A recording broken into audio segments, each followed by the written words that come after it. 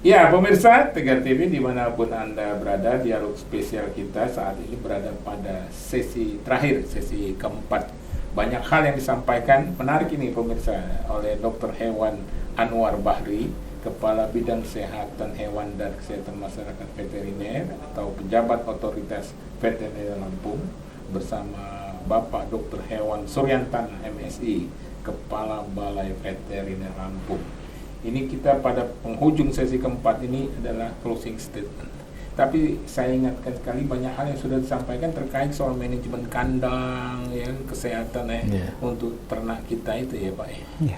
Apalagi zaman musim hujan ini seperti yang disampaikan Pak Suryantana ini banyak virus. Iya. Silakan Pak, mungkin dari Pak Suryantana dulu silakan Pak, untuk closing statement. Baik, Bapak Ibu sekalian, pemirsa Tegar TV yang saya hormati, terkait dengan penyakit PMK ini, langkah-langkah apa yang harus kita lakukan untuk mencegah masuk dan berkembang di wilayah kita, ya.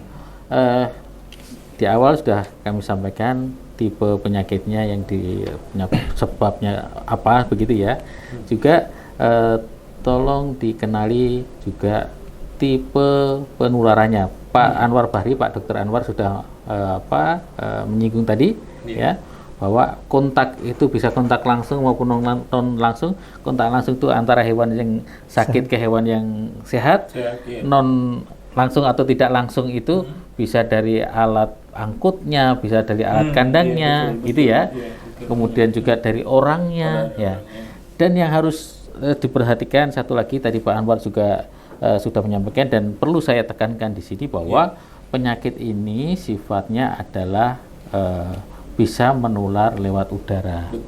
Jadi airborne disease, penyakit yang bisa ditularkan oleh udara atau melalui udara. Melalui udara ini bisa hembusan nafas dari si ternak ini yang sakit yang akan menulari ke ternak yang sehat, atau mungkin Bapak Ibu selama ini tidak terpikirkan bahwa kita pun manusia pun itu bisa menular. Ketika misalnya gini, Pak Omar pergi ke Jawa yang di situ ada wabah PMK ini, suatu wilayah yang ada wabah PMK itu.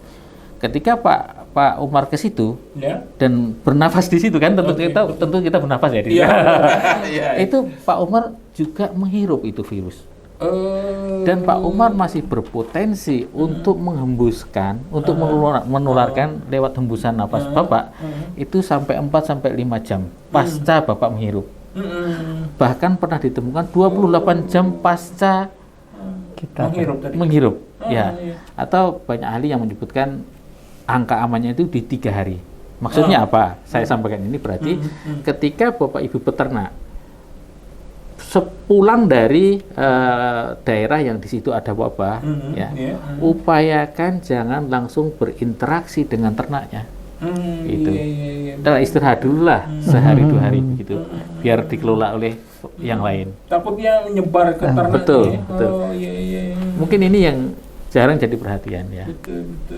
Kemudian karena ini juga bisa lewat udara. Hembusan angin ini bisa membawa si virus ini bisa di jarak sampai 10 kilometer ketika memang cuaca atau situasi di situ mendukung. Contohnya adalah temperatur yang tidak tinggi. Kemudian kelembaban nisbi itu di atas 60%. Kita tahu di Indonesia itu rata-rata daerah di Indonesia adalah kelembabannya di atas 80%. Berarti kan mendukung untuk itu, Pak. Betul. Begitu.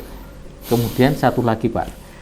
Ternak yang jarang diperhatikan bahwa dia punya peluang untuk mendukung penularan, yaitu babi, Pak.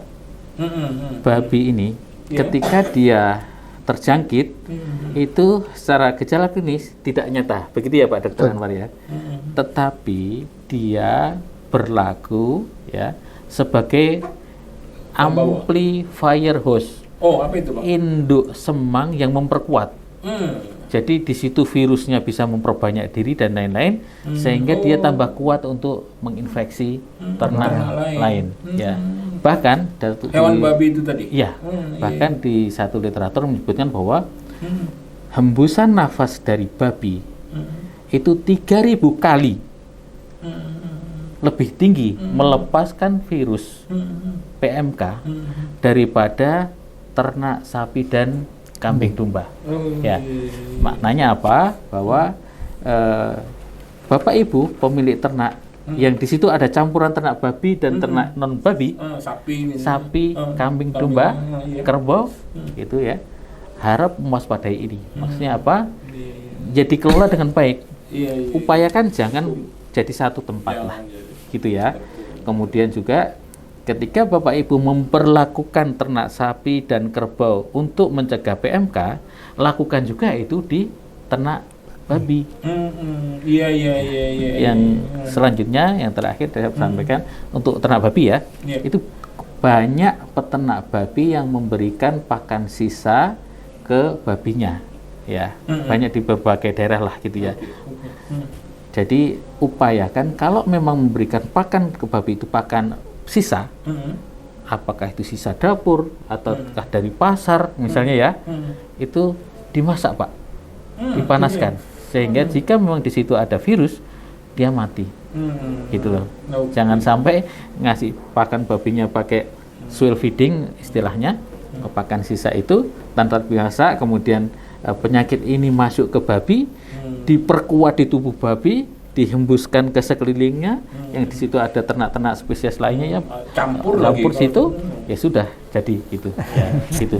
Jadi maksudnya kita harus mengenali resiko itu ada di mana, sehingga kita bisa mencegah penularan yang berpotensi untuk terjadi. Begitu. Demikian Pak Umar. Oh, ini luar biasa ini Pak Suryanto informasinya, ya kan?